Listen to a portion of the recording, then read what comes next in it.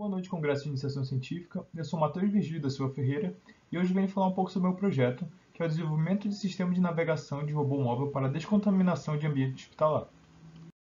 Essa é a continuação do meu PIBIC anterior, onde foi feito o pré-projeto de um robô de desinfecção móvel e autônomo com lâmpadas de radiação ultravioleta tipo C.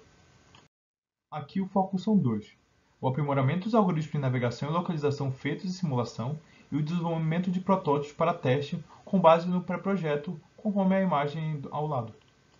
Para a criação do protótipo, é importante a adaptação do algoritmo para a portabilidade de microcontroladores mais simples. No caso aqui, o algoritmo que originalmente estava escrito em Python foi convertido para a linguagem C para poder funcionar no Arduino. No campo da simulação, ela foi aprimorada para calcular a dosagem de UVC em tempo real, ou seja, cada quadradinho desse vai ficando mais roxo, com a dosagem sendo incrementada à medida que o robô anda. Também é feita a simulação dos sensores de distância, que são marcados por esse semicírculo em vermelho, e que eles fornecem tanto uma visão mais simplificada da vista do robô, quanto uma visão mais complicada. A navegação em si ela é feita por uma adaptação do algoritmo de Tromô, que é um algoritmo feito para resolução de labirintos, e ela, à medida que o robô anda, vai marcando as posições que são encruzilhadas e vai associando essas posições como se fossem nós de uma árvore, conforme a imagem do lado.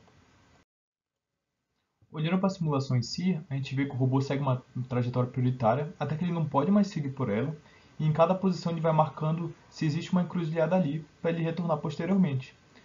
Toda vez que ele para nessas encruzilhadas ou nesses pontos que ele precisa voltar, ele fica mais tempo, onde ele fica emitindo mais radiação UVC. No final, onde não tem mais direções para ir, ele tende a voltar à posição inicial e simplesmente encerrar a navegação.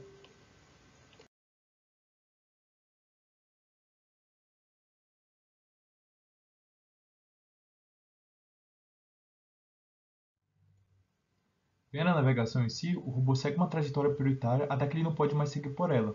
Quando isso ocorre, ele procura a primeira encruzilhada na memória e ele retorna para esse ponto para explorar uma região onde ele nunca esteve. Ele continua fazendo isso sucessivamente até que não tem mais posições para explorar na memória e ele simplesmente a encerra.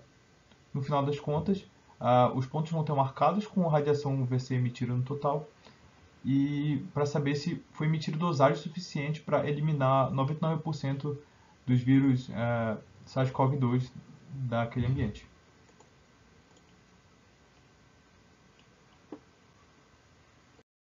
O algoritmo de localização, por sua vez, ele é feito quando o robô retorna a uma posição onde ele já esteve. Aí, ele vai pegar as duas vistas que ele tem dessa posição, a que ele fez no primeiro momento e a que ele fez depois, e ele vai compará-las de forma a entender qual é o seu deslocamento em relação à sua primeira passagem. O que o algoritmo de otimização por enxame de partículas faz é testar várias soluções possíveis, de forma a comparar a imagem do meio à imagem da esquerda, e à medida que elas vão convergindo, quer dizer que ele chegou numa solução ótima, que seria a imagem da direita.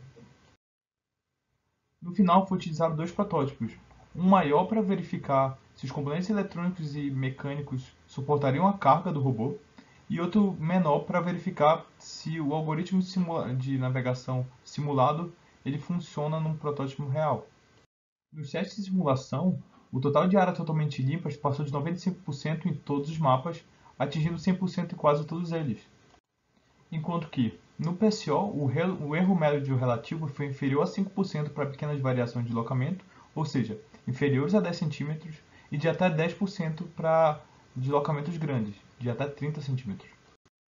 Ao fim, busca-se aprimorar os protótipos já criados de forma a exercer todas as funcionalidades que o robô foi projetado para fazer, sendo que pela simulação computacional pode-se ver que ele consegue definir os pontos por onde já passou, procurar novas rotas na sua memória e encerrar a operação, além de medir a própria eficiência.